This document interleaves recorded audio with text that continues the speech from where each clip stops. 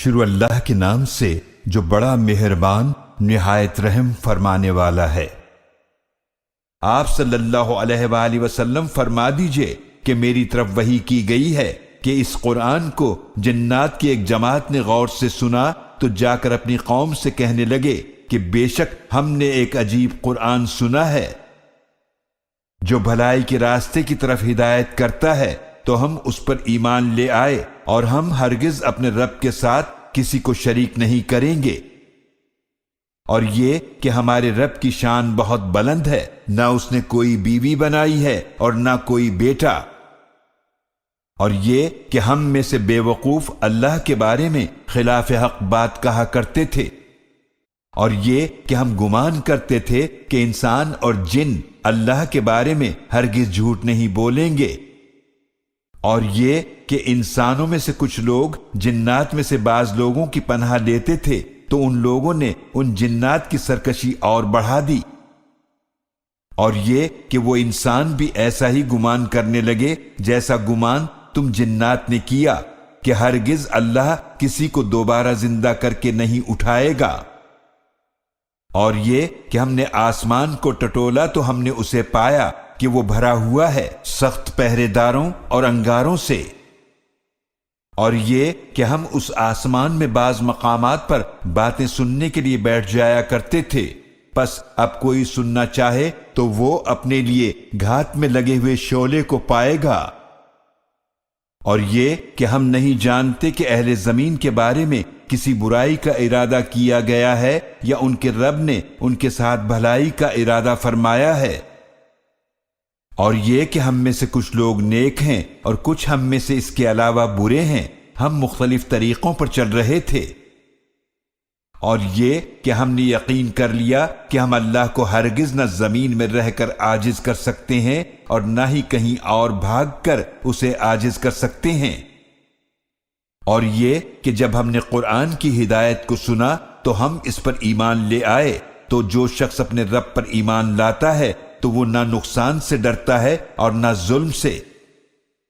اور یہ کہ بعض ہم میں سے مسلمان ہیں اور بعض ظالم بھی ہیں، تو جو اسلام لائے تو وہی ہیں جنہوں نے ہدایت کا راستہ تلاش کر لیا، اور رہے وہ جو ظالم ہیں تو وہ جہنم کا ایندھن ہے۔ اور یہ وحی بھی مجھے کی گئی ہے کہ اگر وہ سیدھے راستے پر قائم رہیں تو یقیناً ہم انہیں بہت سا پانی پلائیں گے تاکہ اس سے ان کی آزمائش کریں، اور جو کوئی اپنے رب کے ذکر سے منہ موڑے گا وہ اللہ اسے سخت چڑھتے ہوئے عذاب میں داخل کرے گا۔ اور یہ کہ مسجدیں اللہ ہی کے لیے ہیں تو تم اللہ کے ساتھ کسی اور کی عبادت نہ کرو،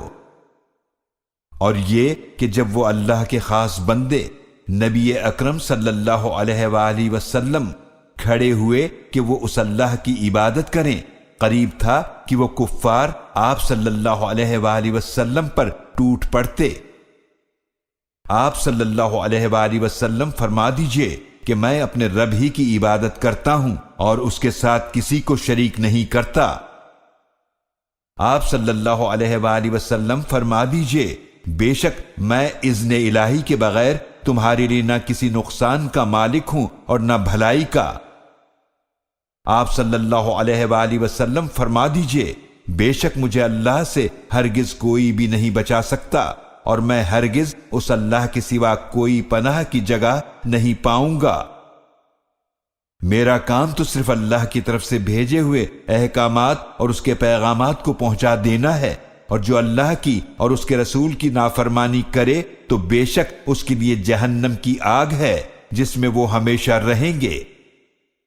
یہاں تک کہ جب وہ دیکھ لیں گے اس عذاب کو جس کا ان سے وعدہ کیا جا رہا ہے تو عنقریب وہ جان لیں گے کہ کون ہے جس کا مددگار کمزور ہے اور تعداد میں کم ہے۔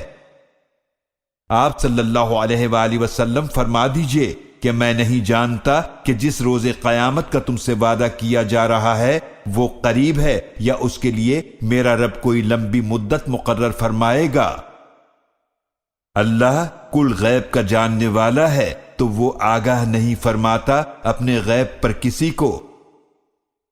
سوائے اپنے پسندیدہ رسولوں کے جنہیں اللہ نے غیب کی بات بتانے کے لیے پسند فرمایا، تو وہ مقرر فرماتا ہے اس رسول کے آگے اور اس کے پیچھے محافظ فرشتے، تاکہ وہ اللہ ظاہر فرما دے کہ انہوں نے پہنچا دیے اپنے رب کے پیغامات، اور اس اللہ نے اس کا احاطہ فرما رکھا ہے جو ان کے پاس ہے، اور اس اللہ نے ہر چیز کو گن کر شمار فرما رکھا ہے۔